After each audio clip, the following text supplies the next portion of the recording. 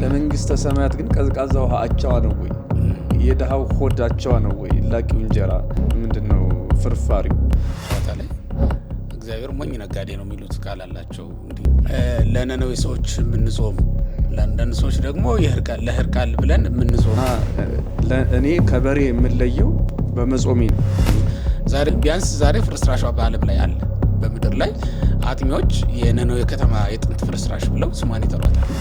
ጨረቃ እያየ የሚጥል ሰይጣን፣ ወቅት እያየ የሚጥል ሰይጣን በነበረው ዘመን መንግስተ ሰማያት አይገቡም። በዚያ ዘመን 12ቱ ከዋክብት በቃ አሁን ማንኛውም ሰው እኔ የተወለድኩበት ቀን በዚህ ነው፣ በዚህኛው ቀን የሚወጣው ደግሞ ከዚህ እስከዚህ ያለው ኮከብ ነው እያለ ሰው ከኮከብ ጋር ራሱን አቆራኝቷል። ሰው የሰይጣን ወገን ብቻ ሳይሆን ልጅም ሊባል ቢያንስ በጣም ብዙ የምንፈራቸው በሽታዎች አሉ። ለምሳሌ ከሚያስፈሩ በሽታዎች አንዱ ካንሰር ነው አይደለም?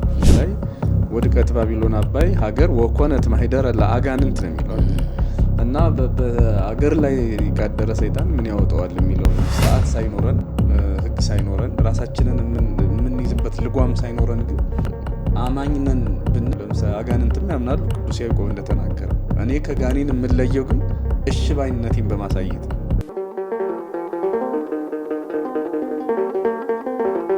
በስመ አብ ወወልድ ወመንፈስ ቅዱስ አሐዱ አምላክ። ሰላምና ጤና በረከትና ረድኤት ከሁላችሁም ጋር ይሁን። የተወደዳችሁ የልዑል አምላክ የሕያው እግዚአብሔር ቤተሰቦች በያላችሁበት የእግዚአብሔር ሰላም ይድረሳችሁ። እንደምን ሰነበታችሁ?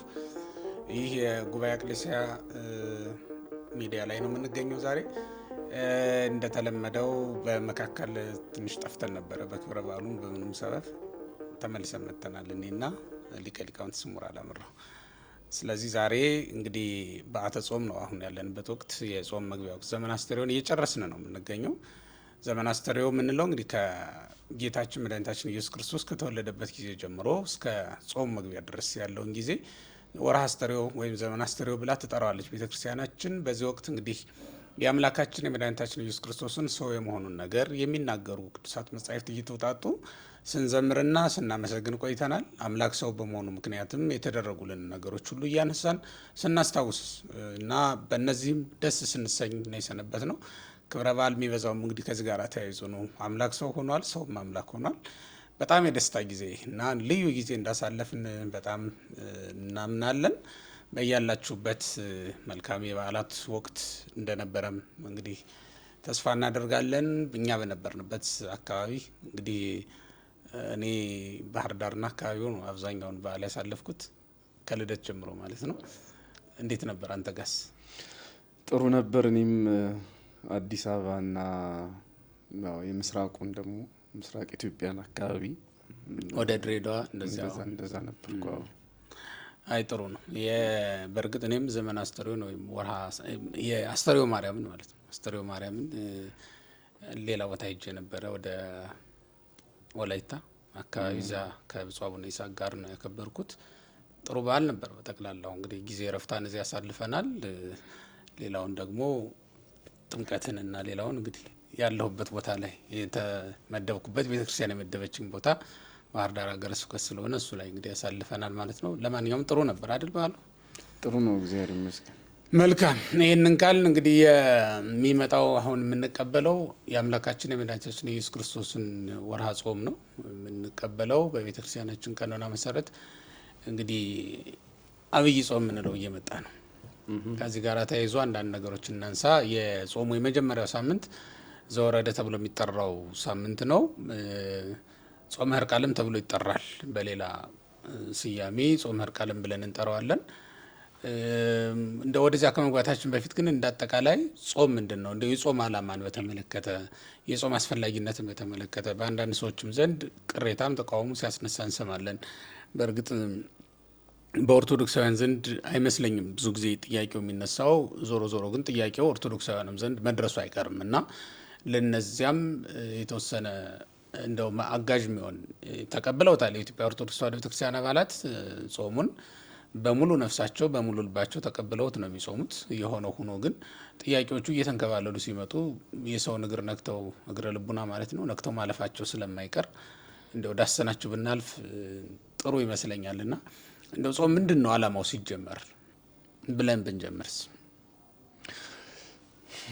በእኔ በኩል አንዱን ለመናገር ምናልባት ያው እንደሚታወቀው ነው የተለየ ምናልባት ይሄኛው አብይ ጾም የሚባለው በክርስቶስ መሆኑ መድኃኒታችን ኢየሱስ ክርስቶስ የጾመው በመሆኑ ምናልባት ከቁጥርም አንጻር ትልቅ መሆኑ እንዳለ የመሳሰለው ነገር እንዳለ መሆኑ ነው እንጂ ከዓላማ አንጻር የሁሉም ጾም ዓላማው አንድና ተመሳሳይ ነው የሚሆነው።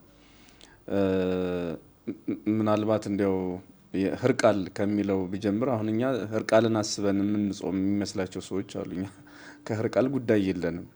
ስለ ህርቃል ወይም ደግሞ በህርቃል ምክንያት የተጾመው ጾም ግን ሌላ የነፍስ ጉዳይ አለው። በነገራችን ላይ ህርቃል እኮ 7ኛው ወይም ደግሞ 1614 አካባቢ የነበረ ጾም ነው የተጀመረው እና ከ1600 ምንድነው በ614 ነው አይደል? ዓመተ ምህረቱ እንደዛ 614 እንደዛ አካባቢ ነው። እስከ 614 ዓመተ ምህረት ድረስ የዘመነ ተንባላት አካባቢ ላይ ነበር። በዛ ዘመን እስከዚያ ዘመን ድረስ ቤተክርስቲያን ይህን ጾም አትጾምም ለማለት አይደለም፣ ጾማዋለች ቤተክርስቲያን። ነገር ግን ተጨማሪ ነገር ሲሆን ለምሳሌ አሁን ይህንን የማይሆኔ ህዳር 15 ስንጾም ማን ነው የጾመ ነቢያትን ጥንትም መነሻ ምክንያት አለው 15 የሚጀመርበት። ነገር ግን በኋላ የመጡ ታሪኮች ተጨምረው አብረው ገብተዋል። ለምሳሌ ጾመ አብርሃም ሶርያዊ ስንል በ10ኛው መቶ ክፍለ ዘመን የመጣ ነው ወይም ደግሞ በ1100 ዓመተ ምህረት ገደማ የመጣ ነው። ምክንያቱም አብርሃም ሶርያዊ፣ ጫማ ሰፊው ስምዖን የነበሩበት ዘመን አሁን ስለሆነ እና በነባሩ ላይ የሚጨመሩ ነገሮች እንዳሉ ይሄኛው ምስክር ነው።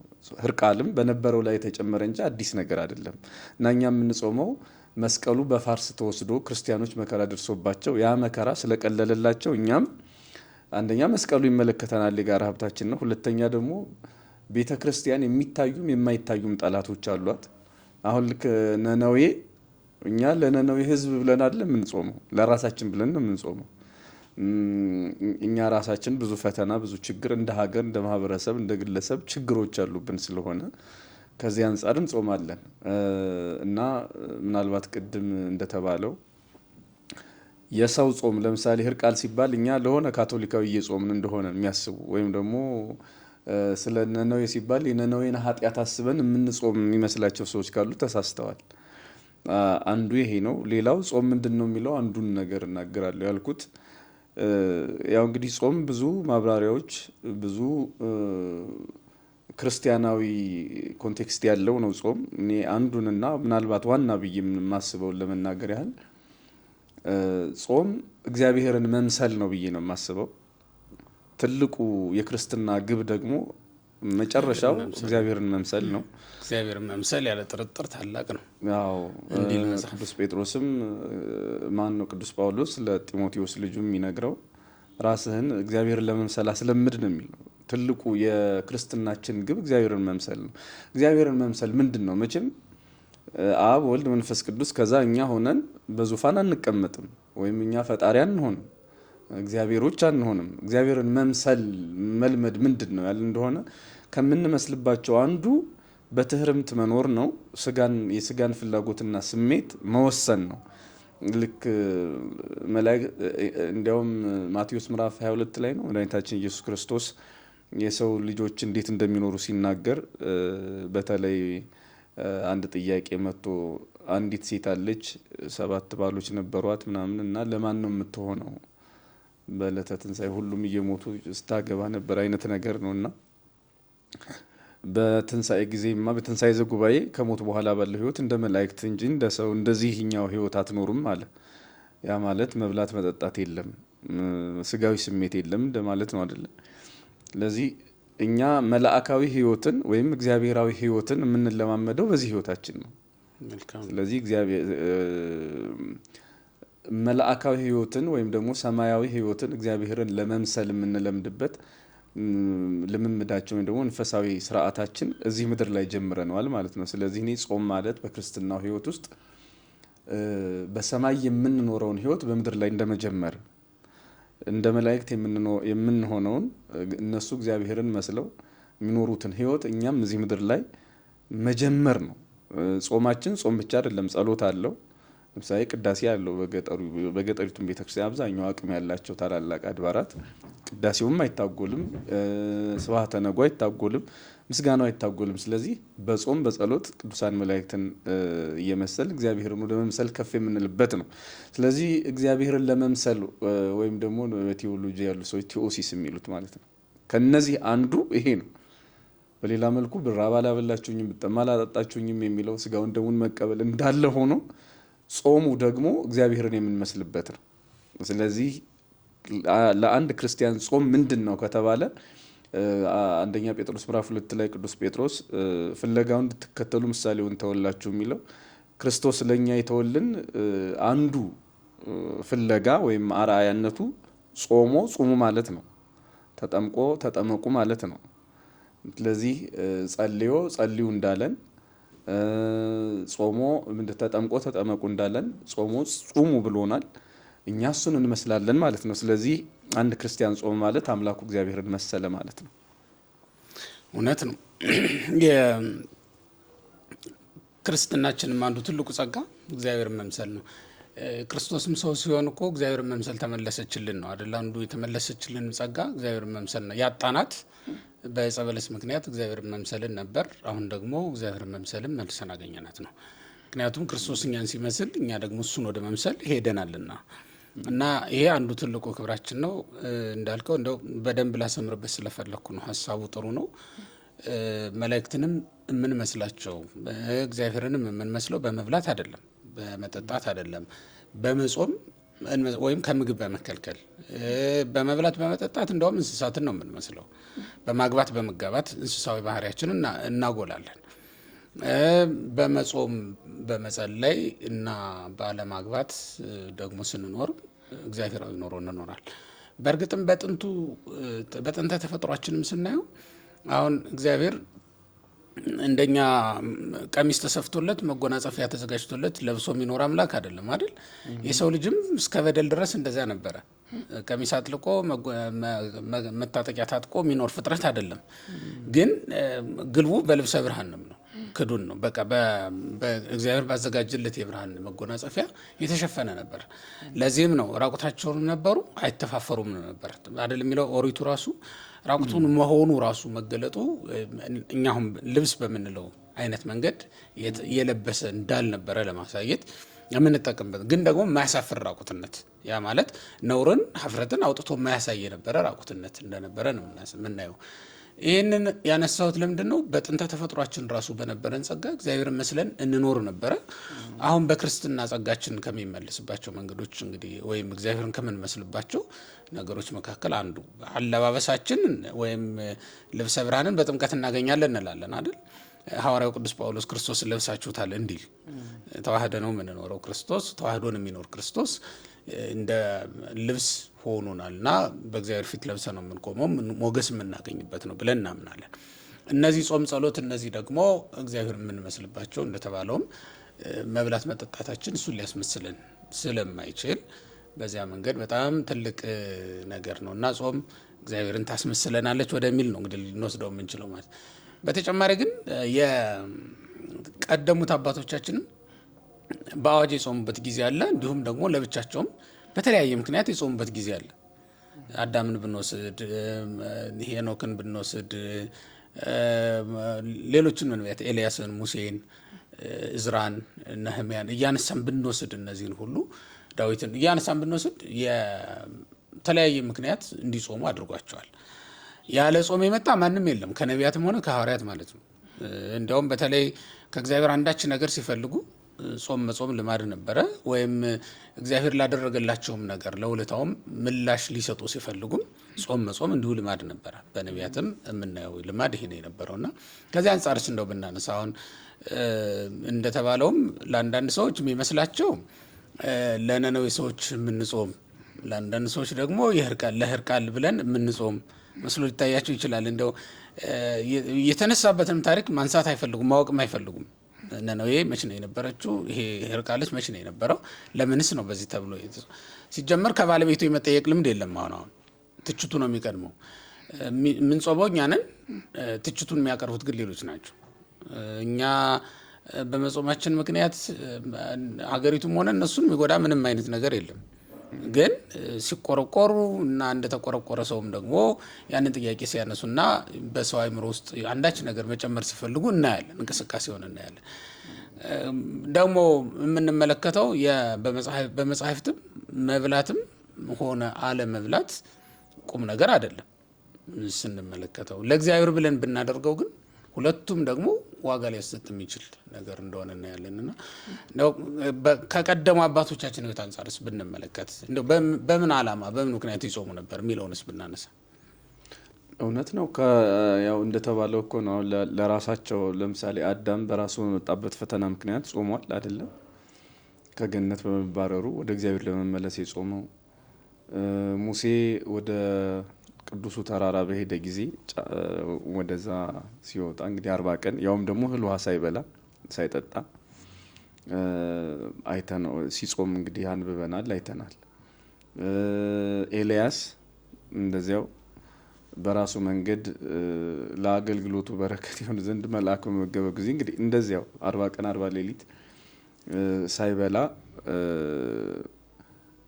በረሃማውን ጉዞ እንደተጓዘ መጽሐፍ ቅዱስ ተናግሯል። በሌላ መልኩ ለሀገር የጾሙ ለወገን ሲሉ የጾሙ ሰዎችንም ደግሞ ማየት የተለመደ ነው። ለምሳሌ ያው የተለመደው የነነዌ ታሪክ እንደ ሕዝብ እነ እዝራ ለሀገር ብለው ጾመዋል። እንደ ግለሰብ የመጣባቸው ፈተና ባይኖር እንኳ ለቤተ መቅደሱ መሰራት ለእግዚአብሔር ሕዝብ ነጻነት ሲሉ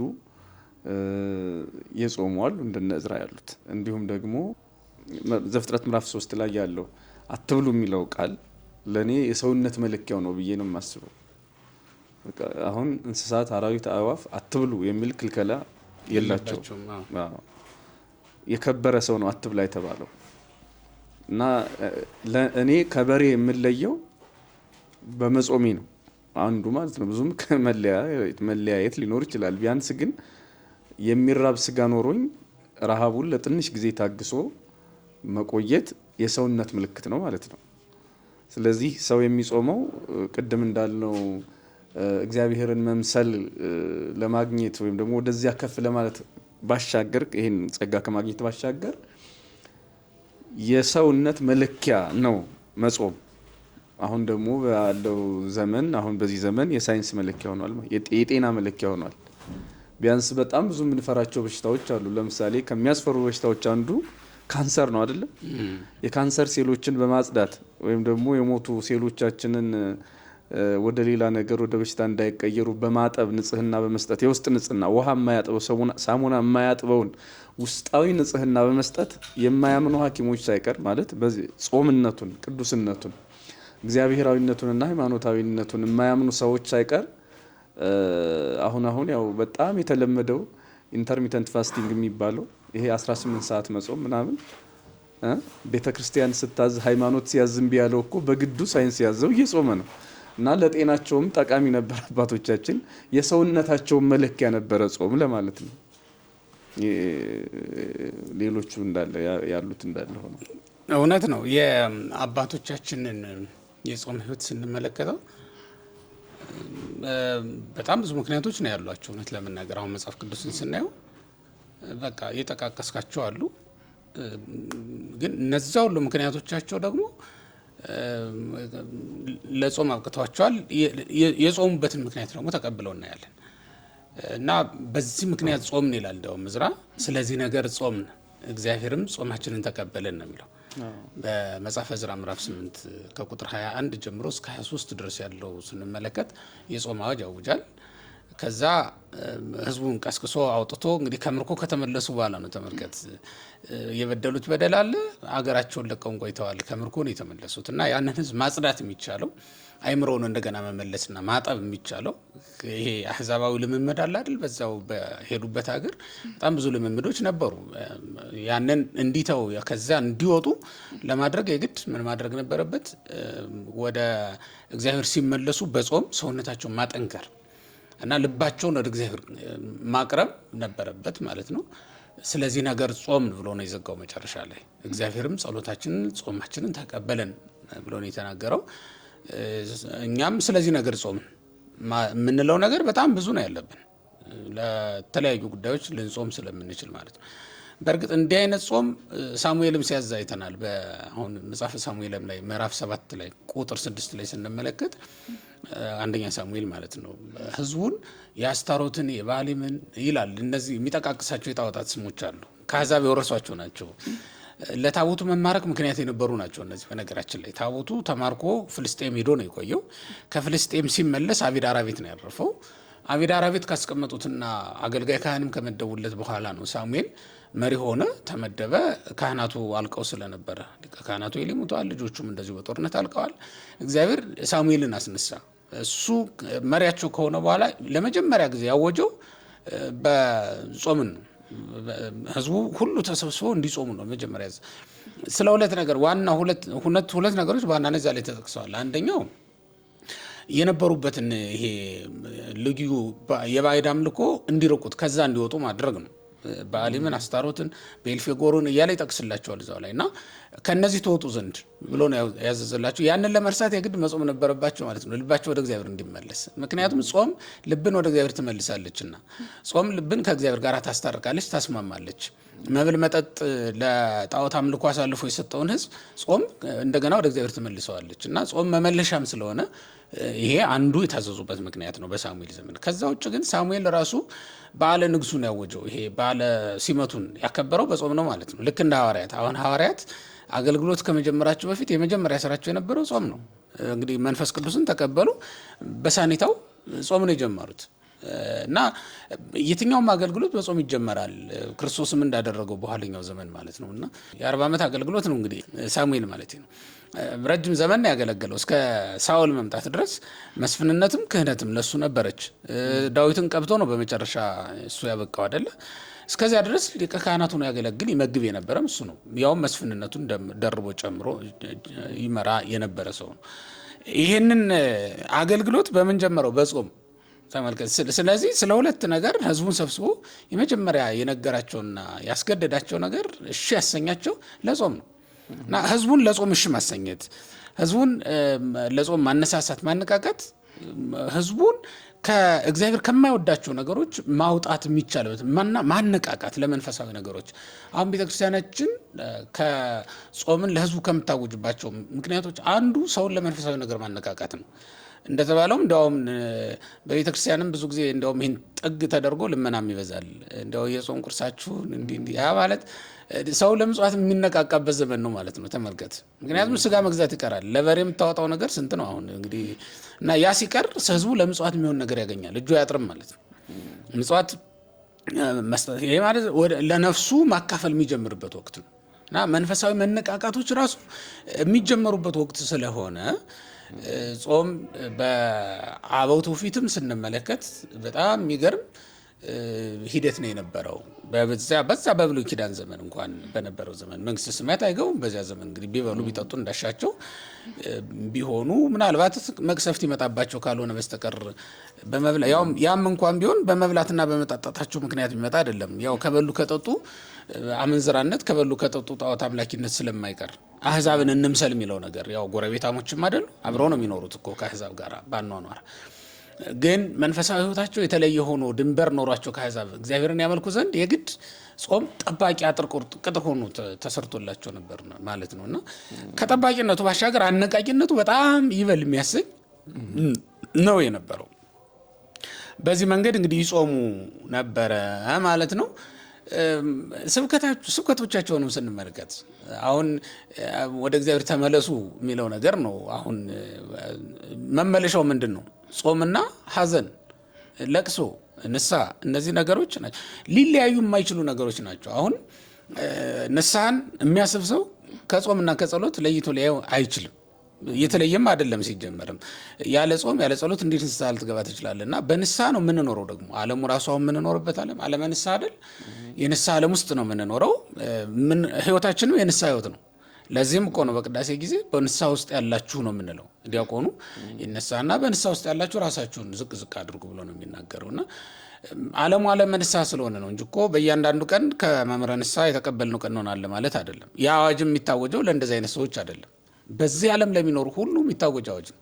በዚህ ዓለም የሚኖር ክርስቲያን ሁሉ ደግሞ በንስሐ ውስጥ የሚኖር ነው። ታዲያ በንስሐ ውስጥ የሚኖር ሰው ምንጊዜም ሀዘንተኛ ነው፣ ምንጊዜም ጾመኛ ነው። እንግዲህ ጾም ከመብልና ከመጠጥ ብቻ እንዳይደለ ያው ይታወቃል። ስለዚህ በሁሉም ነገር ጾም ውስጥ እንዳለ አንድ ሰው መታሰብ መቻል አለበት። ንስሐ ውስጥ ነኝ ብሎ የሚያስብም ሰው ደግሞ በየትኛውም ሃይማኖት ውስጥ እንኳን ቢሆን ንስሐን ሁሉም ይቀበላል፣ ወደ እግዚአብሔር መመለስ ማለት ስለሆነ ማለት ነው። በዛ ውስጥ ያለ ሰው ጾምን ሊወዳትና ሊያዘወትራት ይገባል። ምክንያቱም ይቺ ለስጋ ደስታን ትፈጥራለች እንጂ ለነፍስ የምትፈጥረው ሀሴት ስለሌለ ማለት ነው። ይልቁንም ለነፍስ ደስታን የሚፈጥር በመፍጠር ረገድ የሚስማማው እና ኃይል ያለው ጾም ነው። ከዚህ አንጻር እንግዲህ በጾም ደስታን ማግኘት የሚችሉ የነበሩ በጣም ብዙ ነበሩ። በጾም ሕዝባቸውን ከእግዚአብሔር ጋር ያስታርቁ የነበሩ ብዙ ነበሩ። ይልቁንም የነነዌ ሰዎችን ስንመለከት ለጾም ነው አዋጅ የተነገረላቸው። ንጉሱን ጨምሮ 3 ቀን እንዲጾሙ እንዲያለቅሱ ነበር የታዘዙ። የመጀመሪያው ትልቁ ስራ መጾም ነው የነበረው እና ባለ ታሪክ አድርጓቸው ነው የቀረው። እንግዲህ ያም ከመጠቋቋሚያ ከመሆን አድኗቸዋል። እውነት ለመናገር እንደ ሰዶም እንደ ገሞራ መጠቃቀሻ አልሆኑ። ጠፍተው መከራ መጥቶባቸው ጠፍተው ዛሬ ቢያንስ ዛሬ ፍርስራሿ በዓለም ላይ አለ። በምድር ላይ አጥኞች የነነዌ ከተማ የጥንት ፍርስራሽ ብለው ስሟን ይጠሯታል። ሰዶም ገሞራ ያም የላቸውም ፍርስራሽ። ዴድሲ ተብሎ ምናልባት ይሄ የሚታየው ውሃ የሰፈነበት ቦታ ካልሆነ በስተቀር ሌላ የለም። እና መጠቃቀሻ መጠቋቋሚያም ከመሆን እና በምድር ላይ ምንም አይነት ስር ምንም አይነት መሰረት የሌለ ሆነ ከመቅረት ሊያድን የሚችል እንደሆነ ነው ጾም የምንመለከተው ማለት ነው። ጥሩ። ይህንን በዚህ ካየን እንግዲህ እንደው ጾም በክርስቶስ ትምህርት ውስጥስ ብናየው ጌታ ለደቀ መዛሙርቱ ስለ ጾም ያስተማራቸውን ደቀ መዛሙርቱም እንዴት እንደተቀበሉት ማየት ብንችል። እሱም እንግዲህ ብዙ አንደኛ ክርስቶስ የተናገረው በስራ ነው። መጀመሪያ እንዳልነው ማቴዎስ ምዕራፍ 4 ላይ ለደቀ መዛሙርቱ የነገራቸው ጾሙ ብሎ ከመናገሩ በፊት ጾሟል። ስለዚህ ትምህርቱን የጀመረው በስራ ነው ማለት ነው። በመቀጠልም እንደሚታወቀው መድኃኒታችን ኢየሱስ ክርስቶስ በደብረ ታቦር ብርሃነ መለኮቱን ገልጦ ከተራራ ሲወርድ የሆነው ነገር መቼም ትልቅ ነገር ነው። አንዱን ብናነሳ ከ40 ጾሙ በኋላ ማለት ነው። እና ይሄ ስራ አንድ አባት አለ፣ ልጁን ጋኔን ያሰቃይበታል። አንዳንድ ጊዜ ወደ እሳት፣ ሌላ ጊዜ ወደ ውሃ፣ ሌላ ጊዜ ወደ ገደል ይጥለዋል። ደግሞ በጣም የሚገርመው ጨረቃ እያየ ነው። ይሄ እንግዲህ በዘመኑ ድሮ በእኛ አውደ ነገስት ብቻ ነበር እንዲህ አይነት ነገር ወቅት ተኮር የሆነ ፍርሃትና ደስታ የሚሰበከው። ማለት የቤተ ክርስቲያን መጽሐፍ አይደለም መጽሐፉ፣ ግን ቤተ ክርስቲያንን ጥግ አድርጎ የሰፈረ ነው። እና አሁን ይሄ በዓለሙ በጣም የታወቀ ሆኗል። 12ቱ ከዋክብት በቃ አሁን ማንኛውም ሰው እኔ የተወለድኩበት ቀን በዚህ ነው፣ በዚህኛው ቀን የሚወጣው ደግሞ ከዚህ እስከዚህ ያለው ኮከብ ነው እያለ ሰው ከኮከብ ጋር ራሱን አቆራኝቷል። እና ይሄ እዚህ ማቴዎስ 17 ላይ ያለው ቃል ጨረቃ እያየ ይጥለዋል የሚለው በጣም ነው የሚደንቀኝ። ማለት ተፈጥሮን ለአምላክ ናት ወይም ደግሞ ምናልባት ጨረቃ አምላክ ሆና ይሆን እንዲሉ እና በዚሁ አጋጣሚ ያው ርዕሳችን ባይሆንም ጨረቃ እያየ የሚጥል ሰይጣን፣ ወቅት እያየ የሚጥል ሰይጣን በዚህ ዘመንም የጠፋ ስላልመሰለኝ ነው እግረ መንገዱን ያነሳሁት። በሌላ መልኩ ወደ ደቀ መዛሙርት አመጣሁት። ወስኑ ፈውሶቶ ማዳን ተሳናቸው እና ልጄን አድንልኛል እና እንደሚታወቀው መድኃኒታችን ኢየሱስ ክርስቶስ ሰይጣኑን ካወጣው በኋላ ደቀ መዛሙርቱ ጠየቁት፣ በይነ ምንትንህነ ስእናው ጸወቶ፣ ለምንድን ነው እኛ ማውጣት ያልቻልን ይህን ሰይጣን ይህን ጋኔን አሉት። ያው የመለሰላቸው መልስ አሁን ርዕሳችን ያደረግነው ነጥብ ይመልሰናል። ወዝንቱ ዘመድ እየወፅ ዘን በለ በጾም በጸሎት ካልሆነ ወገን ከሰው አይወጣም ብሎ እና ግዕዙ በጣም ነው የሚገርመው። ወገን ብሎ መጥራቱ ማለት ነው። ዘመድ ብሎ ነው የሚጠራው ሰይጣንን። የተፈጥሮ ዝምድና የለንም። ግብር አገናኝቶ ነው ግብር አገናኝ ማደሪያዎቹ ስላደረግን ግብርም ያገናኘዋል። አሁን የሰይጣን ነው አይደለ? ውሸት፣ ትዕቢት ከሰይጣን የተገኙ ናቸው እና እኩያት ግብራት ያገናኙን ይሆናል። እነሱ አሁን በሰው ውስጥም ታገኛቸዋለህ እና ዘራ ሰይጣን የምንላቸው ናቸው። ዘመድ አለው እና ይሄ ዘመድ ይሄ ወገን በጾም በጸሎት ካልሆነ ከሰው እንደው ስንት ንሳል አይደል? አሁን የዮሐንስ 8 ላይ ነው አንተሙ ሰማቡክሙ ሰይጣን አንተሙ ይላል። በግብሩ የሰይጣን ልጆች ናችሁ አላቸው። ምንድነው የሰይጣን ልጅ ያሰኘው ደግሞ ይገልጸዋል እዛው ላይ ወፍቶቶ ለአቡክሙ ተፈቅዱ ትግበሩ፣ የአባታችሁን የሰይጣን ፈቃድ ልታደርጉ ትፈልጋላችሁ። ትክክል። ምንድነው ያ ግብር? ቀታሌ ነፍሰሰብ አለና ገለጠው። ሰው መግደል አንዱ ነው። ስለዚህ ሰው የሰይጣን ወገን ብቻ ሳይሆን ልጅም ሊባል የሚችል መሆኑን ነው የሚያሳይ። የሰይጣን ብቻ ሳይሆን በእርግጥ የእፉኝት ልጅም ተብሏል። ሰው ግብር ነው አይደል? እሱ ግብር ነው። ግብር ነው እሱ የሚገለጠው። የእፉኝት ልጅ መባል ግብር ነው እንጂ ሌላ ነገር አይደለም። እና ይህ ወገን የሚለው በጾም በጸሎት ካልሆነ ከሰው አይወጣም ያለው በሌላ በምንም ሰይጣንን ማሸነፊያ መንገድ እንደሌለን መለኮታዊ ኃይላችን በዚህ ጦርነት በበዛበት ዓለም ውስጥ ማሸነፊያው ትልቁ ጋሻችን ይሄ መሆኑን ጾም ጸሎት መሆኑን ነግሮናል። እና ብዙ ጊዜ በዚህ ስለ ጾም በሚሰበከው ስብከት ላይ እኔ ሁሌም ትዝ የሚለኝ ሰይጣን እንግዲህ መሸነፊያው ይሄ ከሆነ ጾም ጸሎት ከሆነ ሰይጣን የሚያድረው በሰው ብቻ አይደለም። ልክ እዛ አባቱ ይዞት እንደመጣው ብላቴና በሆነ ሰው ብቻ አይደለም የሚያድረው፣ እንደ ሀገርም ሊያድር እንደሚችል ራእይ 18 ላይ መቼም ስለ ባቢሎን ሲነገር የማይረሳ ቃል አለ። አንዳንድ ጊዜ በእሪያዎችም ያደረበት ጊዜ ነበረ። ራእይ 18 ላይ ወድቀት ባቢሎን አባይ ሀገር ወኮነት ማህደረ ለአጋንንት ነው የሚለው አይደል? እና በአገር ላይ ካደረ ሰይጣን ምን ያወጣዋል የሚለው ነው ሁሌ አይምሮ ውስጥ የሚመላለስ ነገር። እና መቼስ አገሩን ይዘን አስረን ጠበላን እንወስደው። አሁን በአገር ላይ ያደረ ሰይጣን ቢመጣ አገር ተይዞ እንዴት የት ይኬዳል? እና ምንድን ነው የሚሆነው? እንዴት ነው የሚድነው? ይሄ ልክ እንደ ባቢሎን ርኩስ መንፈስ ካደረ ባንድ ሀገር አጥማቂውስ ማን ሊሆን ይችላል? እንደው ዝም ብለን ተባብረን መጾም ካልሆነ በስተቀር በቃ ተያይዞ እንደዛ ነው መግባባቱ ይቻል።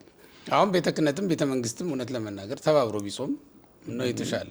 እውነት ነው ቢጾም ችግር አልነበረውም። ግን ያው አሁን እዚህ ጋር የጋራ መግባባት ስለሌለን ምንም እናልፈውና እኔ ጾም በጌታችን በኢየሱስ ክርስቶስ ትምህርት ላይ በቃ ሰው አጋንንትን የሚያሸንፈው ጠላቱን የሚያሸንፈው በዚህ መሳሪያ በዚህ ትጥቅ እንደሆነ ክርስቶስ አምላካችን ነግሮናል፣ ደግሞ ማሳይቶናል። ማስተማር ብቻ አይደለም። ቅድም ማቴዎስ 4 ላይ እንደጠቀስ ነው በልዩ ልዩ ፈተና ሲፈትነው መድኃኒታችን ኢየሱስ ክርስቶስ ያሸነፈው ቆሮንቶስ ላይ በስጋው መለኮታዊ ኃይሉን አልተጠቀመም። እዚያ ላይ መቼም እንደሚታወቀው የጾምን ኃይል ነው ሊያሳየን የፈለገው። በደካማ ስጋ በተራበ ስጋ በጠወለገ ፊት ነው ዲያብሎስን ድል የነሳው። ስለዚህ ድል ትነሱታላችሁ ነው። ሌላ ምንም ድል መንሻ መንገድ የለም። እና ዓለሙ የጦርነት ዓለም ነው። ዓለሙ የተጋድሎ ዓለም ነው የምንኖርበት። ስለዚህ ሰው በእርግጥ ሰይጣንን ብቻ አይደለም የእኛን ክፉ ጠባይስ በምን እንገራዋለን? ልጓማችንም ነው። ይህንን ነው እንደውም ይሄ ለምሳሌ ጌታችን ሲጾም ከተፈተነበት ፈተና ሁሉም ስሜት ተኮር ናቸው እኮ። ለምሳሌ ርቦሃልና እንብላ እና ይህን ስሜትም የገደለው ራሱ በጾሙ ነው። የጾምን ኃይል ነው እያሳየን ያለው። አንድ የገንዘብን ፍቅር የገደለው ለራበው የእንጀራ ታሪክ መተረክ እኮ በራሱ እንዴት አይነት ስሜት እንደሚፈጠር አስበው። በጣም በጣም በጣም ዲያብሎስ እንደውም ቅደም ተከተሉ ሁሉ በደንብ እያየሁት መጀመሪያ የፈተነው እንብላ ጥያቄ ነው ለራበው ሰው። እና አሁን ወርቅ ምን ይሰራለታል ለራበው ሰው? እና ለማንኛውም በገንዘብ ተፈተነ፣ በትዕቢትም ተፈተነ። እነዚህ አሁን እኛ ውስጥ ያሉ ስሜቶች ናቸው። ክፉ ስሜቶቻችንን ሳይቀር መግደል የምንችለው ማሸነፍ የምንችለው በዚህ መሆኑን አሳይቶናል አምላካችን። እና ሰይጣንን ብቻ አይደለም ራሳችንን የምናሸንፈው በዚህ መሆኑን አሳይቶናል። እውነት ነው። በጣም የሚገርመኝ በክርስቶስ ትምህርት ራሱ መጀመሪያው ቀን ትምህርት ላይ አንዱ ጾም ነው የነበረው፣ ስትጾሙ የሚል ነው እና የጾም ሕግ ነው ያወጣላቸው። ምክንያቱም በአይሁድ ትምህርት ለምደውታል። በአይሁድ ስርዓት አለ ጾም፣ ያው የታወቀ ነው። የሚጾሙባቸው ጾሞች ነበሩ። እነ ጾም አስቴርን፣ ጾም ዮዲትን፣ ሌሎችንም ቀን በዓላት ራሱ ሲከበሩ ከጾም ጋር ተያይዞ የሚከበሩ በዓላት ነበሩ። እነዚያን ስንመለከታቸው በትክክልም ወደ ሐዲስ ኪዳንም ስንመጣ እዛም ላይ የነበራቸው የገቡበት መንገድ እዚህም ላይ እንዲመጡ ያስገድዳል። ያ ማለት ምን ማለት ነው? እዚያ የገቡት ሀገር ለመገንባት ነው አይደል? ሀገር ነፍስን ለመመለስ ነው እዚያም የገቡት፣ ለንስሐ ነው የገቡት እዚህም ላይ እንዲህ አይነት ህይወት ይቀጥላል። ምክንያቱም አጋንንት ስራቸውን አያቆሙ። እኛም ያንኑ የቀደመ መሳሪያችንን ትጥቃችንን ልናወርድ ልንፈታ በፍጹም አንችልም ማለት ነው። ይሄን እያደረግን እንቀጥላለን። በቀደመው ዘመን ሰው በተለያየ ምክንያት ሊበድል ይችላል። በምን ይታደርጋል? በጾምና በጸሎት ካልሆነ በስተቀር ብለን ልንመልስ ስለሚገባ የግድ ወደዚህም መምጣታቸው የማይቀር ጉዳይ ሆኖ እናያለን። እናም ኢየሱስ ክርስቶስም ስንጾም ልናደርጋቸው የሚገቡ ነገሮችን በመጀመሪያው ቀን ጉባኤ በማቴዎስ 6 ላይ ነው እንግዲህ አንቀጸ ጾም እዛ ላይ ነው መጀመሪያ የመጣው። ስትጾሙ ያውም እንደ ግብዞች እንዳናደርገው ደግሞ ከአይሁድ የተለየ ጾም እንድንጾም ማለት ነው። እነሱ ይትመጸለው የቆጽሩ ገጾም አይደል የሚለው ፊት አጠውልጎ ፊትን ቋጥሮ መታየት የሌለበት ጾም። በእርግጥ ይሄን በፍትሐ ነገሥት ደግሞ አባቶቻችን በአዋጅ ጾም ከሆነ ፊትን አጠውልጎ ቢታይም እንኳን ሕግ ነውና የታዘዘውን እያደረገ ነው እንጂ ከንቱ ውዳሴ የለውም። በገዳምም ልክ እንደዛው መብል መጠጥ በማይታዘዝባቸው ቦታዎች ያ ሊደረግ ይችል ይሆናል። የሆነ ሆኖ ግን አንቀጸ ጾም ራሱ የመጀመሪያ ቀን ትምህርት መሆኑ ቀዳሚነት እንደተሰጠው የሚያሳይ ነው። በዚያውም ላይ ወደ መምህርነት የመጣው ራሱ ኢየሱስ ክርስቶስ በጾም በኩል ነው እና ይሄ ወደፊትም ቢሆን ቤተክርስቲያን የሚያገለግሉና ቤተክርስቲያን የሚመሩ ሰዎች ያለ ጾም ያለ ጸሎት ሊመሯት እንደማይችሉ ማሳያ ነው የነበረው። ደቀ መዛሙርቱ ከመሰብሰባቸው በፊት፣ ጉባኤ ከመስፋቱ በፊት፣ ወንጌል ከመሰበኩ ከመነገሩ በፊት መጾም ግዴታ ነው። ለምን ካልከኝ ኢየሱስ ክርስቶስ ራሱ ወንጌል መስበክ የጀመረው ጾሞ ሲጨርስ ነው። ያልጾመ ያልጸለየ ሰው ይህን ላድርግ ቢል በቤተክርስቲያን አገልግሎት መሳለጥ እንደማይሆንለት ነው የሚያሳየው። ቀደም ሲልም እንደተናገርኩት የቤተክርስቲያን ራሷ መንፈስ ቅዱስን ተቀብላ ያደረገችው ስራ ይሄ ነው። እንዲያውም በዚህ በሐዋርያት ሥራ ምዕራፍ 13 ላይ ደግሞ ስንመለከት ቁጥር 3 ላይ ይመስለኛል ቁጥሩ ሲጾሙና ሲጸልዩ ሳሉ ነው የሚለው። መንፈስ ቅዱስ ሳውልና በርናባስን ጠርቶ እንደወሰዳቸው ያሳያል። ሲጾሙና ሲጸልዩ ሳሉ ነው። ይሄ ማለት ሐዋርያት የሚገኙት ሲጾሙና ሲጸልዩ እንደነበረ በዚያ ሰዓት ነው የሚያሳየው። እና መንፈስ ቅዱስ ያደረበት ሰው ምንጊዜም ቢሆን ከጾም ሊለይ አይችልም። ክርስቶስ የሚያስተማረው እንድንጾም እንድንጸልይ እንደሆነ ነው የሚያሳየው። ያም እኮ ቅድም የጠቀስከው ሰው ይሄ ወር እየጣለ የሚጥለው ሰው ሰርቀ ወርቅ እያየ የሚጥለው ሰው ሌሎችን ሰዎች የሚወክል ነው። እኔ በዓለም ላይ ያለውን ሰው በሙሉ የሚወክል እኮ የነበረው ነው። ይሄ በተለያየ ምክንያት የተያዘ ዓለም እኮ ነው የነበረው እና ያንን መፍታት ነው ያ የደቀ መዛሙርቱ መሰብሰብ አንዱ ምክንያት። ለዚህም ነው መጀመሪያ ሰውዬው እኮ አምጥቶ ለእነሱ ሰጣቸው፣ ሞክሩ አለ። እንግዲህ እንዲህ አይነት ነገር አልነበረም ልምዱም፣ ግን ወደ እሱ ነው የሚያመጡ የነበረው ሰዎቹ። ግን እነሱ ጋር ለምንድን ነው ያመጣው? ይሄ እንዲማሩበት ይመስላል። አመጣላቸው፣ አሳያቸው፣ ግን ሊፈውሱት አልተቻላቸውም። በዚህ ምክንያት ነው እንግዲህ ጌታ ይሄ ያለ ጾም ያለ ጸሎት ሊወገድ ሊፈታ የሚችል ነገር አይደለም ብሎ ይችን አረፍተ ነገር አስቀመጠ እዚያ ላይ ማለት ነው። ይሄ ማለት ምን ማለት ነው? ወደፊት ሐዋርያት እየጾሙ እየጸለዩ ብዙ ታምራትን ማድረግ እንደሚችሉ ማሳያ ነበር ማለት ነው። እና ይሄን እንደው በደንብ አጥብቀን ልንይዘውና ልንከተለው የሚገባ ትልቅ ስርዓት ትልቅ ትምህርት እንደሆነ በክርስቶስም ትምህርት ያየነው በሐዋርያትም ሕይወት የተመለከት ነው። በኋላ ላይ ሐዋርያት ክርስቶስ እንደጾመ ነው የጾሙት። እንግዲህ ሐዋርያትን መሰረት ካላደረግ ሌላ ማንንም ልናደርግ አንችልም። በእውነቱ የአገልግሎት መሰረታችን እነሱ ናቸው። ሳንጾም አናገለግልም። ለዚህም ነው እንዲያውም በቤተክርስቲያናችን በአብዛኛው ቅዳሴ ውሎ ነው የሚደረገው። ሲጾሙ ሲጸልዩ ውለው አባቶቻችን መስዋዕት ይሰዋሉ በመጨረሻ ሰዓት ላይ ማለት ነው። ለምን? ያው ጾም የአገልግሎት ሁሉ መነሻ ስለሆነ ከታች ከስር ስጋን እያደከመ ነፍስን ግን እያጎለመሰ መሄድ አቅም ስላለው ችሎታ ስላለው ጾም እንደዚያ እንዲያስችለን ነው። በነፍሳችን በደንብ እንድንዘምር በስጋ ጉልበት ያይደለ በመንፈስ ጥንካሬ እንድናገለግል ስለሚፈልግ ጾም ላይ ትኩረት ተደርጎ ይሰራል ለማለት ነው። እንግዲህ የሚጾሙ የሚጸልዩ ሰዎች ይህንን እያሰቡ ደስ እያላቸው እንዲጸልዩ ነው የምናነሳው። ክርስቶስም ይህንን አስተምሯል። ሐዋርያትም እንዲህ ነበር የኖሩት። እየጾሙ እየጸለዩ ነበር ይኖሩ የነበረው የሚለውን ነገር በሚገባ ማየት ይገባል። ከዚያ ውጭ እንደው አገር የሚመሩ ቤተክርስቲያንንም የሚጠብቁ የሚመሩ በቤተክርስቲያንም ላይ በአገርም ላይ የተሾሙ ሰዎች ማለት ነው በሐዘን በጾም ህዝባቸውን እንደ መምራት ያለ በሰላም ሊያኖረው የሚችል ነገር የለም። እውነት ለመናገር ትልቅ ጥበብ ነው፣ ትልቅ ፍልስፍናም ነው ጥበብ። ማን ነው ይሄ ጾም? ይሄንን የምለው ለምንድን ነው መሰለ? በነህምያ መጽሐፍ ላይ አሁን መጽሐፈ ነህምያ ምዕራፍ 1 ስንመለከት ሳዝንና ስጾም ስጸልይ ነበርኩ ይላል። ይሄ የኢየሩሳሌም ውድቀት በሰማ ጊዜ ያደረገው ነገር ነው እና የወሰደው እርምጃ ማዘን፣ መጾም፣ መጸለይ፣ ማልቀስ ነው የነበረው። ወደ እግዚአብሔር መመለስ፣ ራሱን መለሰ። ሌሎቹን ሰዎች ማሳሰብ፣ ሌሎቹን ለመጥራት እድሉም የለውም። የተሾመም ለእንደዚህ አይነት አገልግሎት አይደለም። ምክንያቱም እሱ የቤተ መንግስት ጠጅ አሳላፊ ነው። ስለዚህ እዚያ ቤተ መንግስት ውስጥ ሆኖ ማድረግ የሚችላት ይችል ነው ነበር። ለሀገራችን ማድረግ የምንችለው ሌላ ነገር ላይኖር ይችላል። ነግደን ግብር ባንከፍል፣ አስራት በኩራት አውጥተን ቤተክርስቲያናችን ባንደግፍ፣ ቢያንስ ይችን ግን ማድረግ አለብን። ማንኛውም ሰው ማዘን፣ መጾም፣ መጸለይ ግን ይኖርበታል። ይችላል ይህን ማድረግ። ነህምያ እንዳደረገው ነህምያ ከዚህ ውጭ ማድረግ ስለማይችል ነው ይችን አደረገ፣ እግዚአብሔርም ይቅር አለው። ዳንኤልም ህይወት ውስጥ ስንመለከት ለምንድን ነው ያዘነው? ለምንድን ነው ያለቀሰው ዳንኤል ካል አሁን ትንቢተ ዳንኤል ምዕራፍ 10 ላይ ያለውን ስንመለከት እግዚአብሔር መልአኩን ልኮ የጎበኘው የዳሰሰው ያች የምታበረታ እጅ የመጣችለት ከጾምና ከጸሎት የተነሳ ነው። በጣም ይጾምና ይጸልይ በነበረ ጊዜ መጣና እግዚአብሔር ዳሰሰው ጎበኘው ማለት ነውና አገሪቱንም እግዚአብሔር ይቅር ይላት ዘንድ አሁን ነህምያ የጾመው የጸለየው መጨረሻ ላይ ውጤቱ ታየ እኮ። ከተማይቱ እንደገና ተሰራች፣ ቅጥሯ ታነጸ። የአባቶቹ ያች የፈረሰች ባድማ የሆነች ከተማ እንደገና አገር ሆነች። ተመልከት። እና አገርን አገር ማድረግ የሚቻለው ቤተክርስቲያንንም ቤተክርስቲያን አድርጎ ማስቀጠል የሚቻለው በነገራችን ላይ ይኸውልህ የቤተክርስቲያን አምላክ ምንም እንኳን ቤተክርስቲያን አካሉ ያደረጋት ቢሆንም እኛ ከጾም ከጸሎትና ከእንዲህ አይነት ህይወት ከተለየን ግን ለአጋንንት አሳልፎ የማይሰጥበት ምንም ምክንያት የለውም። ምክንያቱም አይተናል። ኢየሩሳሌም እኮ አገሩ ናት የመረጣት። በወንጌል ላይ የእግዚአብሔር አገር ናት ተብላ የተጠራች እኮ እሷ ናት አይደል? እስመ ሀገሩ ይእቲ ለንጉሥ አቢኪ በኢየሩሳሌም አትማሉ ተብሎ ነው። በጣም ትልቅ የከበረች መሆኗን እኮ የምታውቀው ከእግዚአብሔር ስም ጋር ተነጻጽራ የእግዚአብሔርን ስም በከንቱ አትጥራ ይላል። ከዚያስ እየወረደ መጥቶ በኢየሩሳሌም ቢሆን አትማሉ። ለምን? የሰማያዊው ንጉሥ ሀገር ስለሆነች ተብሎ ነው ይጠራ። ይቺ ሀገር ለአጋንንት የተሰጠችበት ጊዜ አለ።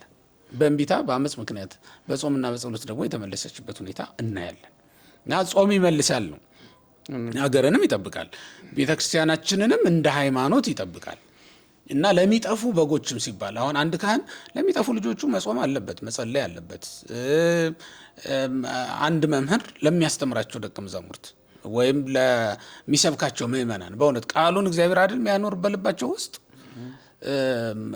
እግዚአብሔር በሚገባ ልባቸው ላይ ያኖርለት ዘንድ መጾም ግዴታ ነው ማለት ነው። በእንደዚህ አይነት ሁኔታ ልዩ ልዩ ጥቅሞችን ማስገኘት ይቻላል በጾም ለማለት ነው እንግዲህ ይህንን ያነሳሁት። በመጨረሻም እንግዲህ የምናነሳው ከነገረ ድህነት አንጻር ጾምን ከነገረ ድህነት አንጻር ብናነሳ አሁን ስለ መዳናችን የተከፈለ ዋጋ አለ።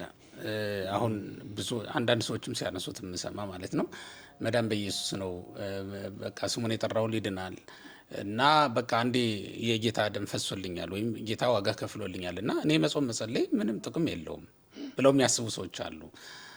ከዚህ አንጻር እንደው ምናልባት አሁን ከነገረ ድህነት ጋር ያለው ግንኙነት ምንድን ነው የሚለውን ነገር እንደው ትንሽ ማብራሪያ ብንሰጥ፣ በእርግጥ ሰፊ ጉዳይ ነው የሚሆነው፣ ሆኖም ትንሽ ግን ያስፈልገዋል ብዬ አስባለሁ። እና ምንድን ነው አሁን እኔ ልጀምርና የተወሰነ ደግሞ አንተ ትጨምርበታለህ። አንደኛ አሁን ቤተክርስቲያን ጠብቆ ያቆያት ምንድን ነው ብለን ብናስብ ቤተክርስቲያን ናት አይደል? የተዋጀችው ማህበር በክርስቶስ ደም የተዋጀችው አካል የክርስቶስ አካል የሆነችው ማለት ነው። ክርስቶስ ከዋጃት በኋላ አካሉን ያደረጋት ይቺ ምን ተብላ ትጠራለች? ቤተክርስቲያን ተብላ ትጠራለች። ምንድነው አጽንቶ ያኖራት የጠበቃት ምንድነው ብትለኝ ጾምና ጸሎት ነው የጠበቃት። እሱም በትውፊት ተቀበለች። ከመጻሕፍት መምጣት በፊት ጾምና ጸሎት በደንብ በሚገባ ነው የጠበቃት። እውነት ለመናገር በኋላ መጻሕፍቱም መጡ ማለት ነው። ትእዛዛቱ በመጻሕፍት ላይ ተጽፎ ተሰጧት። በተለይ እስከ 3ኛው መቶ ክፍለ ዘመን ድረስ እኮ ቋሚ ቀኖና ማግኘት አይቻልም። ምክንያቱም ቤተክርስቲያን የነበረችው በሰማዕትነት ሕይወት ውስጥ በተጋድሎ ላይ ነው የነበረችው እና በዚያ ሰዓት ቅዱሳት መጻሕፍትን እና ቋሚ ቀኖናትን ማግኘት በጣም ከባድ ነው የሚሆነው። ግን በትውፊት እንዲሁ አባቶቻችን ዝም ብሎ አንዱ ካንዱ እያየ ሐዋርያት ሲያደርጉ እንደነበረ ሐዋርያውያን አበው አደረጉ። ሐዋርያውያን አበው ያደርጉት የነበረውን ደግሞ ከዛ በኋላ የተነሱ ሊቃውንት ያንኑ እንዳለ ተከትለው ሄዱ ማለት ነው። በዚያ መንገድ ነው በአብዛኛው ክርስትናው ይተላለፍ የነበረው። አንዱ ግን አጥብቆ ቤተክርስቲያንን ከአህዛብ የለያትና ያጸናትም እንድትሰፋም ያደረጋት ጾምና ጸሎት። ሐዋርያው ቅዱስ ጳውሎስም ስለኔ ጸልዩ አይደል የሚለው በብዛት የነበረው በየቦታው ጸልዩ ከመይሩጽ ቃል እግዚአብሔር ነው የሚለው በየቦታው ፈጥኖ ይደርስ ዘንድ እግዚአብሔር ቃል ጸልዩ የሚል መልእክት ያስተላልፍ ነበረ ለተከታዮቹ ለአማኞች ሁሉ በጠቅላላ ማለት ነው። ምእመናን አስተዋጽኦም ያደርጉ ነበረ። አስተዋጽኦ ሲያደርጉ ከራሳቸው ከፍለው ቀንሰው ያላቸውን ነገር ለሌሎቹ ይሰጡ ነበር። ይሄ የሚልኩት አስተዋጽኦ ምእመናን አሁን ድሆች አብያተ ክርስቲያናት በተለይ በኢየሩሳሌም ይኖሩ የነበሩት በአይሁድ መገፋት መጠቃት ይደርስባቸው የነበሩት አብያተ ክርስቲያናት ተጠብቀው የቆዩት በእነዚህ አስተዋጽኦ ነው። ይህን ደግሞ የሚያደርጉት እየጾሙ እየጸለዩ የነሱ ሊበሉት የነበረውን የተዘጋጀውን ለሌሎቹ በመስጠት ነው ይህን ያደርጉ የነበረውና ጾምና ጸሎት በቀደመው ዘመን አባቶቻችን ነቢያት ህዝቡን እንደጠበቁበት ሁሉ በኋለኛውም ዘመን ሐዋርያት እና ተከታዮቻቸው ቤተክርስቲያን የጠበቁበትና ያጸኑበት አንዱ መንገድ ነው ብዬ አምናለሁ። በተጨማሪም እንዲሁ ወደ ምስጢራተ ቤተክርስቲያንም ለመድረስና ለመሳተፍ ከተጠቀሙባቸው ነገሮች አንዱ ጾም ነው የነበረው። ለምሳሌ ቅዱስ ጳውሎስን ብንወስድ ወደ ክርስትና ከመግባቱ በፊት እኮ ትልቅ ጾምና ጸሎት ነው ያደረገው። በሐዋርያት ሥራ ምዕራፍ 9 ቁጥር 9 ላይ የምንመለከተው እንግዲህ ተመልከቱ። ሙሴ ወደ ኦሪት ሲያስገባ ህዝቡን፣ ቅዱስ ጳውሎስም ወደ ወንጌል ሲገባ መግቢያ መንገዱ ጾም ነው የነበረው። እንግዲህ ምስጢረ ጥምቀት አለ ቀጥሎ የሚፈጸምለት፣ ምስጢረ ቁርባን አለ ቀጥሎ የሚፈጸምለት እና ከክርስቶስ ጋር የመዋሃዱ ምስጢር ይቀጥላል ማለት ነው እና ያለ ጥርጥር ታላቅ ነው ብሎ ቅዱስ ጳውሎስ የገለጠው ድንቅ የሆነው ምስጢረ ጥምቀት ምስጢረ ክርስትና የሚፈጸምለት ከዚያ በኋላ ነው። ግን ያን ከማድረጉ በፊት ጾም ይቀድም ነበር ነው። ጾም ያልቀደመው የምስጢራት ተሳትፎ የለም በቤተክርስቲያናችን። በቀኖናም የተቀመጠው እንደዚያ ነው። ከመጠመቁ በፊት አንድ ሰው፣ ከመቁረቡ በፊት አንድ ሰው ሌሎችን ምስጢራት ቤተክርስቲያን በስርዓተ ቤተክርስቲያን መሰረት ከመካፈሉ በፊት ይጾማል፣ ይጸልያል ማለት ነው። ያ ማለት ምንድን ነው? ነፍሱን ከእግዚአብሔር ጋር በመጀመሪያ የሚያገናኛት፣ የሚያለማመዳት፣ የሚያስታርቃት በጾምና በጸሎት እንደሆነ ነው የሚያሳየው። ሲጀመርም ያለ ንስሐ እርቅ የለም አይደል? ንስሐ ደግሞ ያለ ጾምና ያለ ጸሎት ሊፈጸም የሚችል ነገር አይደለምና ጾም የምስጢራት ሁሉ መሳተፊያ መንገድ ነው ማለት ነው። እና እርግጥ ነው ነገረ ድህነት የተፈጸመልን ክርስቶስ በሞቱ በደሙ ገዝቶናል፣ በሞቱ ሕይወትን መልሶልናል። ይህ ሁሉ ነገር በክርስቶስ ተደርጎልናል። ይህን ሲያደርግልን ግን እንዲሁ በቀጥታ ዝም ብሎ ሄዶ የሞተልን አይደለም። ሲጾም ሲጸልይ ቆይቶ ነው ይህንን ያደረገልን። እሱ ራሱ የሚያድንበትን ምስጢር የፈጸመው ከጾመ ከጸለየ በኋላ ነው። ይህ ማለት ወደ ነገረ ድህነት ሱታፌ ወደ ምስጢረ ድህነት ሱታፌ ለመግባት ራሱ ያለ ጾምና ያለ ጸሎት ሊሆን የሚችል ነገር የለም ማለት ነው እና መፍቀሪያነ መብል ወመስቴ፣ እነዚህ መብልና መጠጥ ወዳጆች፣ መብልና መጠጥ አሳዳጆች እኔ በጌታ ደም የዳንኩ ሰው በእኔ ጾምና ጸሎት ምን ሊመጣ ይችላል ብሎ የሚያስቡ፣ እውነት ለመናገር ያለኛ ተሳትፎ ነገረ ድህነት ለእኛ ሊፈጸምልን ይችላል እንዴ? ያለኛ ተሳትፎ ፈቃዳችንን እንኳን ከመስጠት ጀምሮ ማለት ነው ተሳትፎ እኮ ነው። ማንም ያለኛ ተሳትፎ ሊፈጸም ስለማይችል እኮ ነው ራሱ ኢየሱስ ክርስቶስ ለዮሐንስ ሲገልጽለት በራእይ ምንድን ነው ያለው? እነሆ ከደጅ ቆሜ አንኳኳለሁ አይደል እንደሚለው፣ ማንም በሬን ቢከፍትልኝ። በተዘጋ ደጅ የሚገባ አምላክ ነው። እንግዲህ ተመልከት፣ ወደ ሐዋርያት እኮ የገባው በተዘጋ ደጅ ነው። ግን አሁን የኔን በር የሚያንኳኳው ለምንድን ነው ካልከኝ፣ ፈቃዴን ይፈልጋል ማለት ነው። የኔ ተሳትፎ ለመዳኔ ምክንያት ነው፣ አስተዋጽኦ አለው ማለት ነው። እና ማንም ሰው የራሱን አስተዋጽኦ ሊንቅ አይገባውም። የነገረ ድህነት ሱታፌ ያለ ራሱ ፈቃድ ለማንም አትፈጸምለትም። እግዚአብሔር አስገድዶ የሚያድን አስገድዶ የሚገድል አምላክ አይደለም። እውነት ነው። እመቤታችንም እንደ ቃል ይሁንልኝ ስትል ነው፣ ፈቃድ ነው። ያለ እሷ ይኩነኒ ምን ሊፈጠር እንደሚችል አናውቅም። እግዚአብሔር ያስበውን አናውቅም። ግን እኛ አሁን ያለ እሷ ተሳትፎ ወልድ ወረደ ብለን አንሰብክም። ሊሆን አይችልም። እና አሁን እሱ በጣም የሚደንቅ ነገር ነው። እግዚአብሔርን ያህል ጌታ በእውነት አሁን አንተ በሰራው ቤት ውስጥ ቤቱን ፍቀድልኝ ትለዋለህ እንዴ?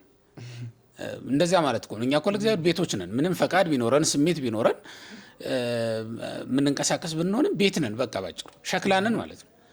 አንተ ሸክላ ሰሪ ብትሆን የሰራውን ሸክላ ውስጥ ብትፈልግ ወርቅ ብታኖርበት፣ ብትፈልግ ደግሞ ሰም ብታኖርበት፣ ብትፈልግ ደግሞ ዝም ብለህ ብትተውና ሸረሪት ቢያደራበት መብት አይደለም እንዴ?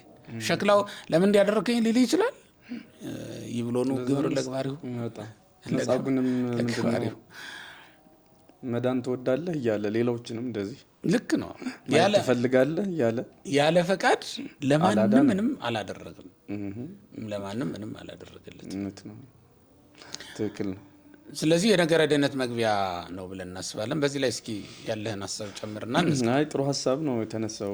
እኔ ብዙ ምለው የለኝም። በቤተ ክርስቲያናችን ይሄኛው የኛ ጾም፣ የኛ ጸሎት፣ የኛ መንፈሳዊ እድገት ለመዳናችን ፈቃዳችንን ማሳያ ነው ብዬ ነው የማስበው። ተባለው ፈቃዳችንን፣ ያለ ፈቃድ ደግሞ አያድንም ክርስቶስ አምላካችን። ለምሳሌ እኛ እንጠመቃለን። ስንጠመቅ ቅዱስ ጴጥሮስ ነው በኖህ ጊዜ የነበረውን ጥፋት አምጥቶ በኖህ ዘመን 8 ሰዎች እንደዳኑ ምን ይተርክና ያም ውሃ ዛሬ ጥምቀት ምሳሌ ሆኖ ዛሬ አሁን ያድነናል ብሎታል። እና ለመዳን ምክንያት የሚሆነን ነገር አለ። ያ ማለት ፈቃዳችንን መግለጫ ይሆናል። እሺ ባይነታችንን መግለጫ ይሆናል። የክርስቶስን ጥሪ ለመቀበላችን፣ ከሱ ጋር ህብረት ለመፍጠራችን፣ ከሱ ጋር ታስረን ለመኖራችን፣ እሱ ግንድ እኛ ቅርንጫፍ መሆናችንን የምናሳየው በዚህ መንገድ ነው እንጂ ህግ እንደሌላቸው ስርዓት እንደሌላቸው እንደ እንስሳት ወይም ደግሞ እንደ አህዛብ በመሆን ስርዓት ሳይኖረን ህግ ሳይኖረን ራሳችንን የምንይዝበት ልጓም ሳይኖረን ግን አማኝነን ብንል እኔ ከእምነት የጎደለ በምድር ላይ ያለ አይመስለኝም። ለምሳሌ አጋንንትም ያምናሉ። ቅዱስ ያዕቆብ እንደተናገረው እኔ ከጋኔን የምለየው ግን እሺ ባይነቴን በማሳየት ነው። እሺ ባይ ማለት ለህጉ ለስርዓቱ እና የእግዚአብሔርን ማዳን እሺ ማለታችንን የምንገልጠው በዚህ ነው። በሌላ መልኩ ግን ጾም፣ ጸሎት፣ ሌሎችም መንፈሳዊ ስራዎች ለመዳን ምክንያቶች ናቸው። ለምሳሌ ብራብ አብልታችሁኛል ብሎ ነው አይደል ሲመጣ የሚጠይቃቸው እነዚያን በቀኝ በግራ የቆሙትን ብጠማ ጠጥታችሁኛል። አሁን እነሱ አንድ ዳቦ ወይ ደግሞ እላቂ ልብስ ሰጥተው መንግስተ ሰማያትን ተመጣጣኝ የሆነ ነገር ሆኖ አይደለም፣ ግን ለመጽደቅ ምክንያት ይሆናል። በተመሳሳይ መልኩ ቀዝቃዛ ውሃ መስጠት የጻድቅ ዋጋ እንደሚያስገኝ ተናግሯል። ቀዝቃዛ ውሃ ለመንግስተ ሰማያት ዋጋ ሆኖ ወይም ደግሞ አቻ ሆኖ አይደለም። ሰው ጫማ ሲገዛ አቻ የሆነ ብር ሰጥቶ ጫማውን ይወስዳል። ሰው ልብሳችን ስንሰጥ መኪና በመኪና ሊቀየር ይችላል። መኪና መሸጫ ቦታ ሄደህ አቻውን ዋጋ ከፍለህ ይሆናል። ለመንግስተ ሰማያት ግን ቀዝቃዛ ውሃ አቻዋ ነው ወይ? የድሃው ሆድ አቻዋ ነው ወይ? ላቂው እንጀራ ምንድነው? ፍርፋሪው ሌላውም ነገር በሙሉ አቻ አይደለም። ለመዳን ግን ምክንያት ይሆናል። እኛ ስንጾም፣ ስንጸልይ፣ በእግዚአብሔር ፊት ስንቆም፣ ለህጉ ለስርዓቱ ስንገዛ እሺ ባይነታችንን ለመግለጥ ነው እና አምላካችን እግዚአብሔር በየትኛው የመጽሐፍ ቅዱስ ክፍል ላይ ሰዎችን ሲያድን፣ ለምሳሌ መጻጉን ሁሌ የምንለው ይመስለኛል። መጻጉን አይደለም ክርስቶስ እኔ እኮ አውቀዋለሁ ማለት በቃ መዳን ትፈልጋለህ ማለት አይጠበቅብኝም። በቃ አልጋን ተነስተህ ምክንያቱም ምን ፈልጎ እንደሆነ አውቃለሁ። ግን የፈቃድ አምላክ ነው። ያለኛ ተሳትፎ በምንም ተአምር ይሄ ድህነት አይሆንም፣ አይፈጸምም። ስለዚህ እሺ ባይነታችንን መግለጫ ይህን ትእዛዝ ማክበራችን ነው ማለት ነው። ያለኛ የሚሆን ነገር ስለማይሆን ማለት ነው። ደብተራ ዘነበ አሁን ካነሳው ነገር አንጻር ነው ማነሳው። ደብተራ ዘነበ በጻፉት መጽሐፍ ጨዋታ ላይ እግዚአብሔር ሞኝ ነጋዴ ነው የሚሉት ቃል አላቸው። እንዲህ ነው አገላለጹ። እንግዲህ ቃል በቃል አላልኩት ሊሆን ይችላል፣ ካነበፉት ቆይቷል። እግዚአብሔር ሞኝ ነጋዴ ነው፣ መንግስተ ሰማያትን ያህል ነገር በጽዋ ውሃ በላቂ ጨርቅ ይሸጣታል፣ ይለውጣታል ብለው እንትን ይላሉ። እና ምን ያህል ዋጋው ንጽጽር ውስጥ እንደማይገባ ለማሳየት ነው። መጽሐፈ ጨዋታ ነው መጽሐፉ ራሱ እና ለዚያ ነው በጨዋታ መልክ ያስቀመጡት። እና እንደተባለው አሁን ምንም ዋጋዋ ሊሆን አይችልም። እንዴት አድርጎ ምንም ነገር ሰማያትን ይቅርና አሁን ይህን ህንፃ በአንድ ጀሪካ ውሃ የሚሸጥልናል እንኳን በቀዝቃዛ ጽዋ። ይሄ ቤት የሚፈርስ ነው። ኧረ እኔ 1 ዓመት ውሃ ቀዳ ነበር ከሰጡኝ። ግን 1 ዓመት እስቀድተህ እንኳን ይህን እንዴት ነው ሲጀመር እኮ ይህን ህንፃ ለመስራት ስንቶች ውሃ ቀድተዋል ጀርባቸው እስኪጎብጥ። ግን ዋጋውን አያገኙም። የዚህን ህንፃ ዋጋ አላገኙም። ባጭሩ ግን ምንድን ነው የኛ ፈቃድ የኛ ጥቂት ስራ አስተዋጽኦ አለው እና ምክንያት አትፍጠሩ ነው። አሁን ለመብላት ምክንያት አትፍጠሩ። እኔ ብጾም ባልጾም ምን ማመጣው ነገር አለ? ጌታ እንዴ ዋጋ ከፍሎልኛል አይባልም፣ በጣም አይባልም። ጥቂት ድካም ከኛ ይፈልጋል እግዚአብሔር እና በዚያች አማካኝነት መንግስቱን ጽድቁን ሊሰጠን ሊያወርሰን ፈቃደኛ እንደሆነ ወይም ለስጋውና ለደሙ ለጥምቀትም እኮ የምንበቃው በዚያ አማካኝነት ነው። ቅዱስ ጳውሎስን እንዳየ ነው ማለት ነው። በሌላ መንገድ ስንመለከት በእውነት አሁን በልዩ ልዩ ምክንያት ልንጾም ግድ ነው። ለምንድን ነው? እኛ ክርስቲያን አይደለን እንዴ? ክርስቶሳውያን አይደለን እንዴ? ልክ እንደ ክርስቶስ የተራቡ የደከሙ ሰዎች ስናይ ማዘን አለብን። የምንጾመው ከአይሁድ የተለየ ጾም ይሁን እንጂ ከግብዞች የተለየ ጾም ይሁን እንጂ ክርስቶስ እኮ ሲያቸው አዘነላቸው አይደል የሚለው።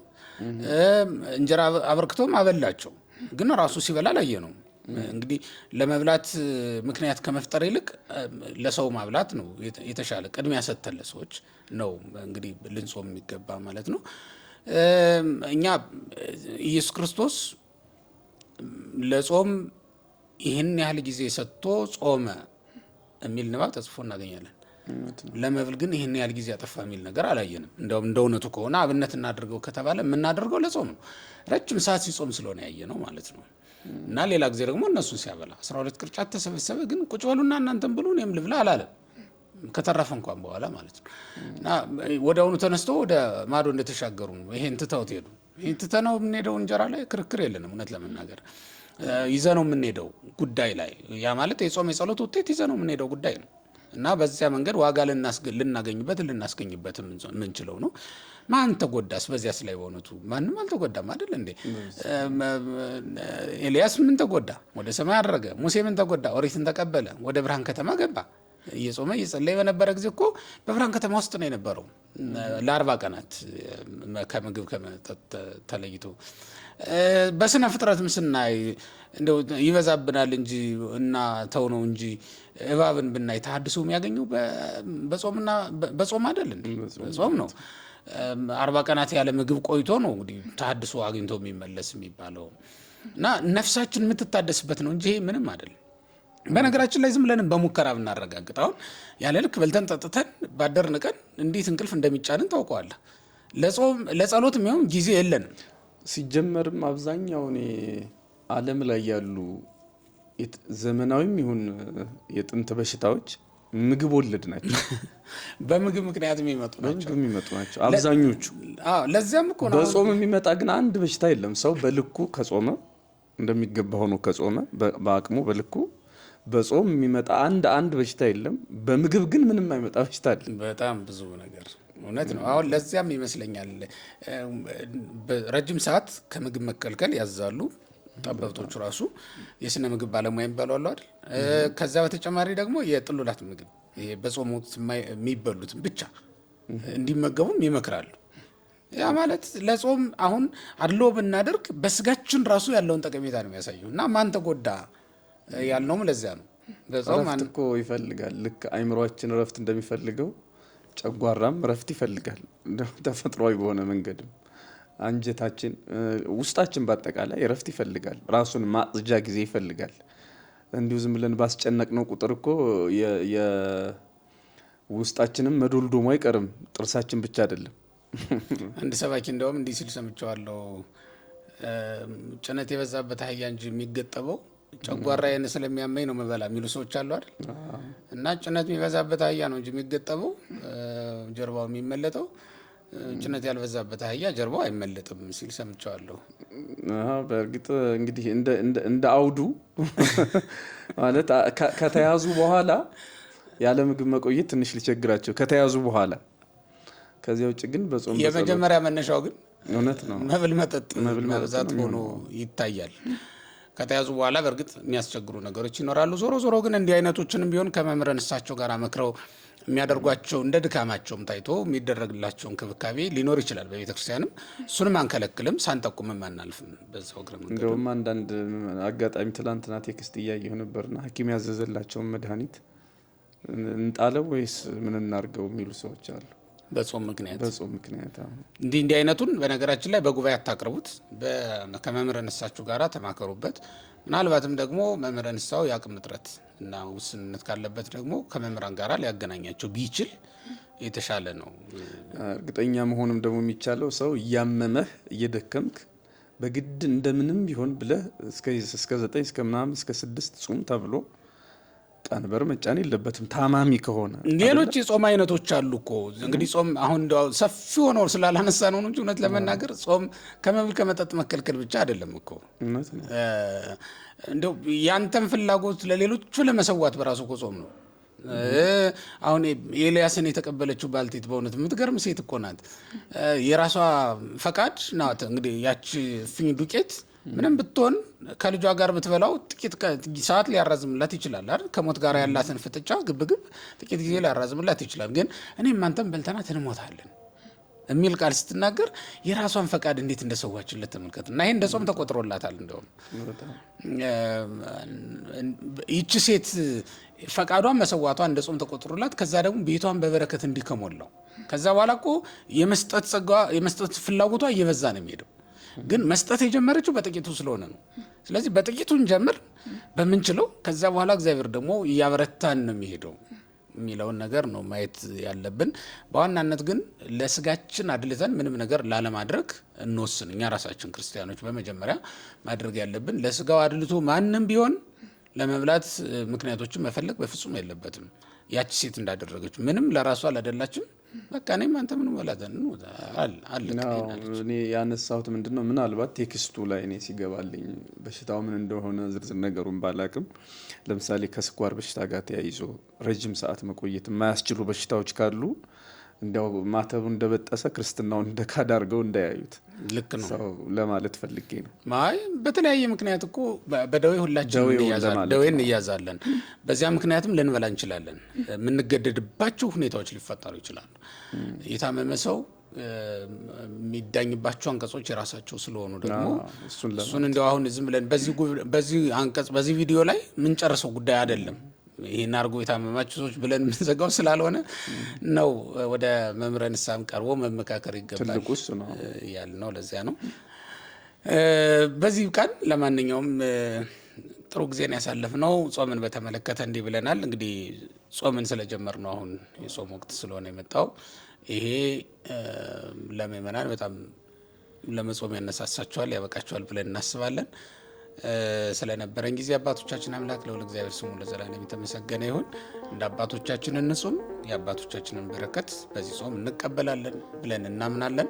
በእምነት እንድንጸልይ በእምነት እንድንጾም ከግብዞች የተለየ ጾም እንድንጾም እያሳሰብን እንግዲህ የዛሬው መርሃ ግብራችንን ጨርሰናል። ስለምታግዙን ስለምትመለከቱትና እንዲሁም ለሌሎችም ላልተዳረሰላቸው ሰዎች ሼር አድርጋችሁ ስለምታደርሱልን በጣም ነው የምናመሰግነው። እግዚአብሔር ይስጥልን።